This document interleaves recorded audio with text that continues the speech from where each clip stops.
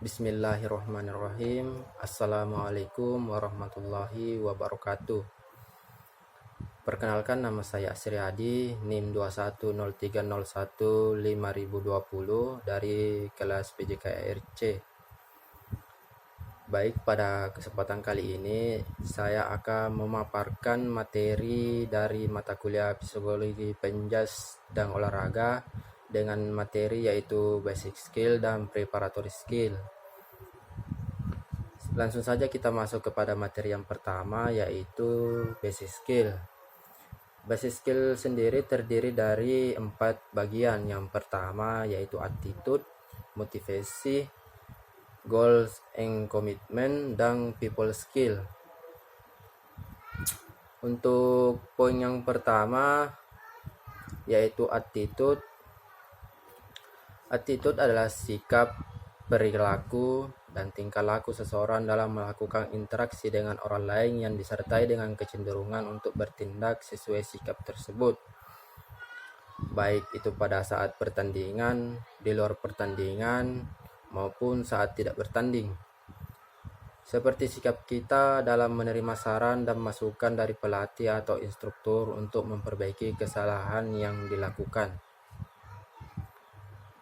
Attitude ini merupakan bagian penting atau harus dimiliki oleh seorang atlet, karena dengan memiliki sifat atau attitude yang baik atau sikap yang baik, kita dapat disenangi oleh banyak orang, baik itu pelatih, teman sendiri, teman rekan tim, maupun instruktur atau staf dari tempat kita bertanding. Dengan memiliki attitude ini, kita bisa memberikan kesan baik diri kita kepada orang lain. Selanjutnya poin kedua yaitu motivation atau motivasi. Motivasi merupakan serangkaian sikap dan nilai-nilai yang mempengaruhi individu untuk mencapai hal yang spesifik sesuai tujuan individu.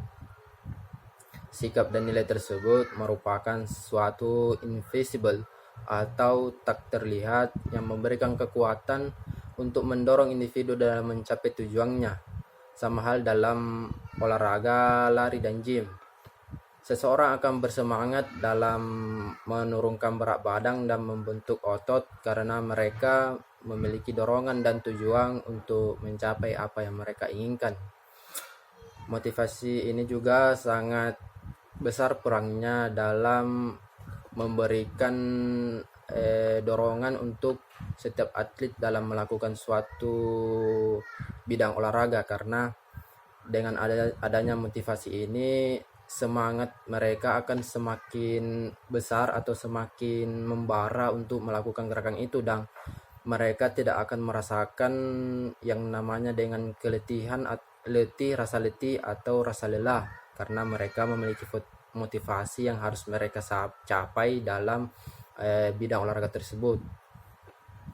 Baik, selanjutnya poin yang ketiga yaitu goals and commitment, di mana goals commitment ini merupakan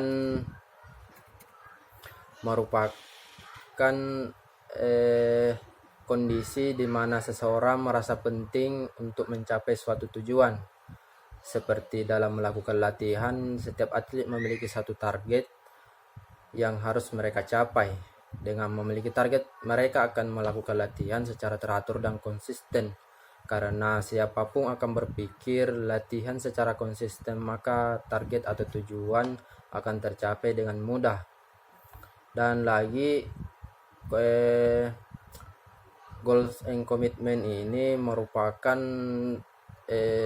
suatu unsur atau suatu hal yang sangat diperlukan atau yang harus dilakukan oleh satu atlet, karena dengan memiliki komitmen dalam tujuan itu sangat penting untuk mencapai keberhasilan dalam menggapai tujuan.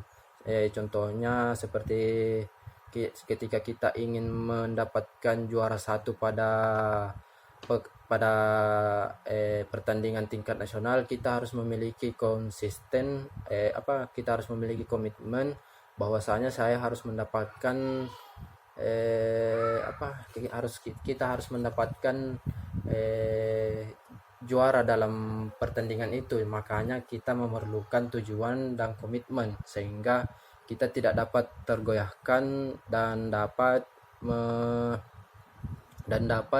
dengan baik mencapai tujuan kita atau mendapat juara kita pada pertandingan internasional itu. Selanjutnya yaitu people skill atau kemampuan sosial. People skill atau keterampilan sosial merupakan keahlian seseorang dalam berinteraksi dan berkomunikasi dengan orang lain.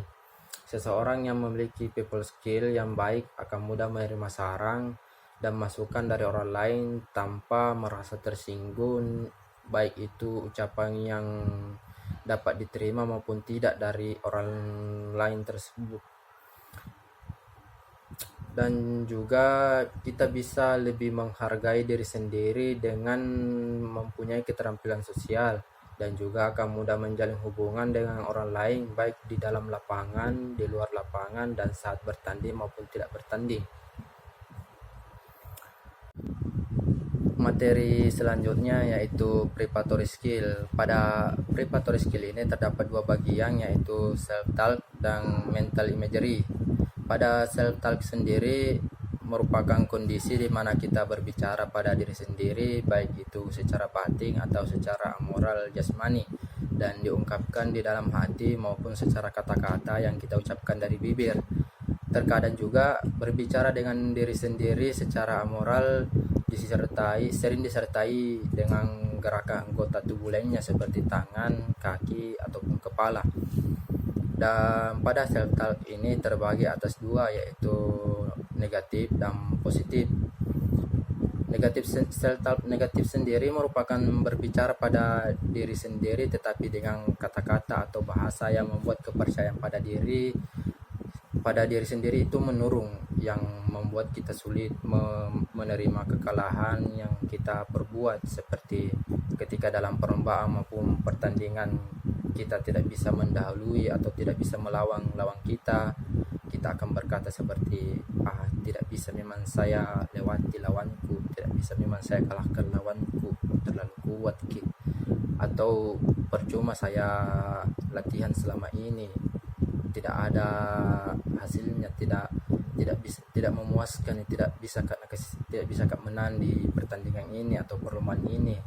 Sehingga tanpa kita sadari dengan berkata seperti ini, kita sudah menurunkan kepercayaan pada diri kita sendiri. Dan yang kedua yaitu self-talk positif, berbanding terbalik dari self-talk negatif. Kita berbicara pada diri sendiri dengan kata-kata yang dapat membuat kita merasa tenang. Penurunan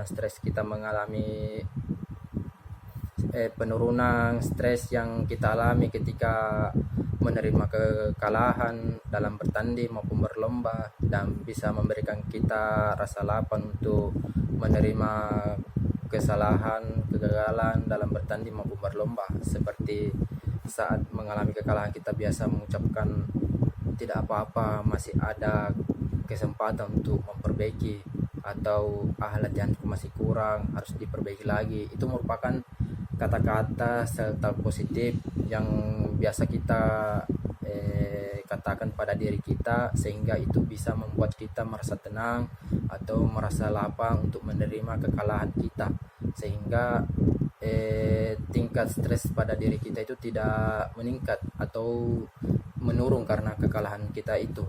Jadi dengan mengucapkan kata-kata positif seperti yang saya katakan tadi, itu bisa membuat kepercayaan diri kita itu meningkat, atau kepercayaan diri kita itu tidak terganggu dengan kekalahan kita, sehingga kita tetap bisa merasa tenang atau merasa senang meskipun pertandingan atau hasil pertandingan kita itu mengalami kekalahan.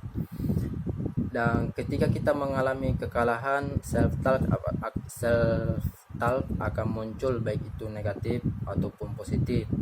Apabila self talk negatif yang muncul, kita akan memikirkan kekurangan, kesalahan, dan kegagalan yang telah terjadi, sehingga pada saat itu kita harus menerima kenyataan dan memikirkan cara perbaiki kesalahan yang telah terjadi dengan self positif. Karena counter dari sel negatif itu hanya sel positif, sel talk positif. Jadi materi yang selanjutnya yaitu ataupun yang kedua yaitu mental imagery. Mental imagery adalah kemampuan seorang atlet dalam memvisualkan suasana, tempat, dan kejadian yang belum terjadi, yang dapat meningkatkan keterampilan motorik dan mental atlet sehingga dapat mengeluarkan kemampuan terbaiknya dalam mencapai tujuan. Dalam penerapannya, mental imagery ini seringkali dilakukan saat latihan ataupun saat recovery atau penyembuhan. Contohnya pada atlet basket, sebelum melakukan shoot, pemain akan memvisualkan gerakan, posisi tubuh sebelum melakukan shooting, sehingga shooting